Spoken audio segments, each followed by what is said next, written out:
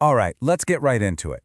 This explainer is for anyone who's an expert at what they do, but just feels totally stuck in their business. We're going to dive into the work of Coach Scott Lawrence, who has this fascinating idea. He argues that the number one thing holding you back, it's not your strategy, it's not your skills. It's a hidden mental block that you probably don't even realize is there. So, does this sound familiar? You're a coach, maybe a therapist, an expert in your field. I mean, you know your stuff, inside and out. But when it comes to actually growing your business, it just feels like you're hitting a brick wall, right? You've got the passion, you've got the knowledge, but things just are not clicking. And maybe you're starting to feel a little burnt out, a little worried. And this quote, man, it just gets right to the heart of it. It's that vague but really heavy feeling that some invisible force is sabotaging all your progress. You can feel it, but you just can't quite put your finger on what it is. And, if you can't name it, how on earth are you supposed to fight it?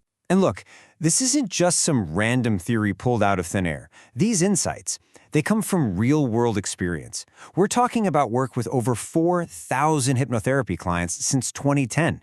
And a lot of them were entrepreneurs and experts who are facing this exact same struggle. So here it is. The big claim.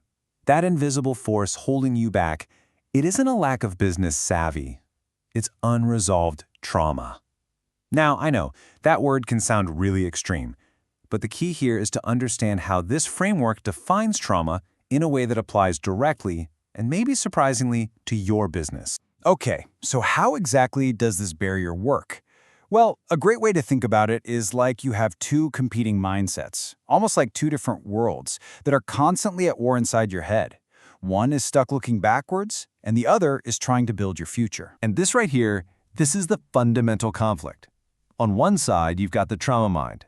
It's chained to what the source calls a terrible past, and it runs on worry and doubt.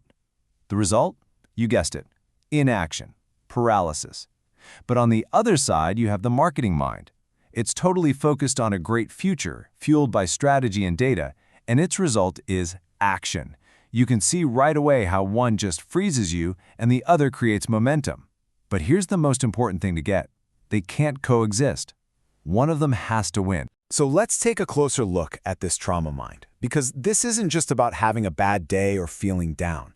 This is described as an active force, like a sabotage program that's wired to stop you from taking the very steps you absolutely need to take to grow. And this is so crucial.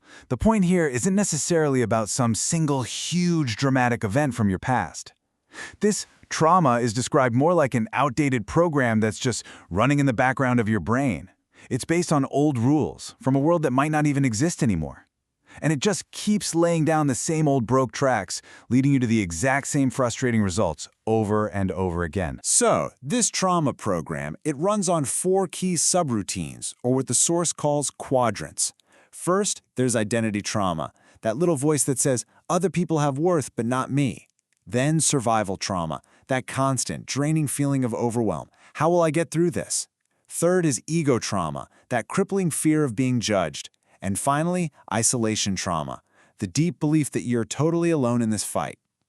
Do any of those sound a little too familiar? And this brings us to a real turning point, because you can't run both of these programs at the same time. If you want to scale your business, it requires a conscious choice. You've got to shut down that old, buggy operating system and install a brand new one. And really, this is the absolute heart of the matter. You just can't build a great future while you're still desperately holding on to a terrible past.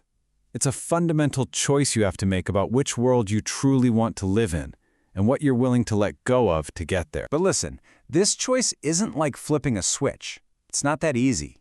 Your trauma mind, it's going to fight tooth and nail to stay in control, because its job is to protect that old, familiar reality, even if it's a painful one.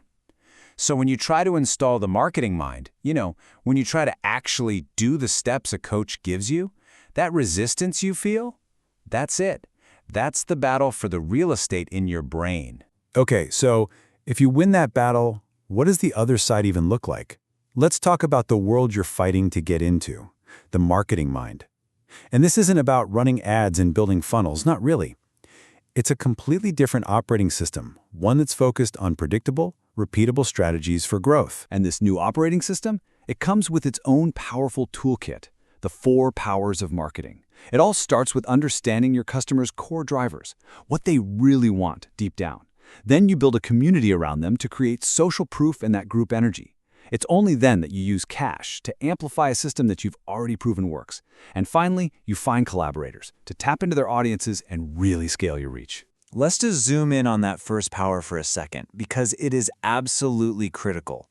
Core drivers. These are the deep, often unconscious needs that guide your customers' behavior. And here's the key. They aren't a choice. It's no more a choice than who you find yourself attracted to. These are basically biological triggers. Now, for entrepreneurs, there are 5 key core drivers, and they're captured in this handy acronym, TERS. Time, energy, resources, money, and sanity. But here's the fascinating insight from the source. They are not all created equal. The number 1 top-of-the-list driver for any entrepreneur will always be time. So if your marketing promises to make them more money, but it costs them their time, you're going to lose. You have to start by saving them time. So, we've seen the 2 worlds, right? The trauma mind and the marketing mind.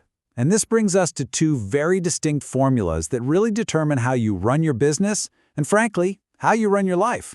And here they are, the 2 paths, boiled down to their absolute essence. The failure formula is this vicious cycle of complaining and resisting. It's all about finding reasons not to do the work. The success formula, on the other hand, is about curiosity and ownership. It's about asking, hey, what's the story I'm telling myself that's holding me back? And then taking action anyway. It really is a choice of where you put your energy. And this is so important to remember. This is not a one-and-done fix. It's not like you get cured and you're good to go forever. No, it's about the program you consciously choose to run today. The big takeaway here is that your energy, the formula you choose, determines your outcome. The right energy will always find a way to take action. The wrong energy will always find an excuse. And that brings us to the final, and I think most powerful question that the source leaves us with. It's a choice. You can spend your precious energy arguing for your limitations, proving to yourself and everyone else why you're stuck and why it's just so hard, or you can spend that exact same energy arguing for your freedom. So the question is, which argument will you make today?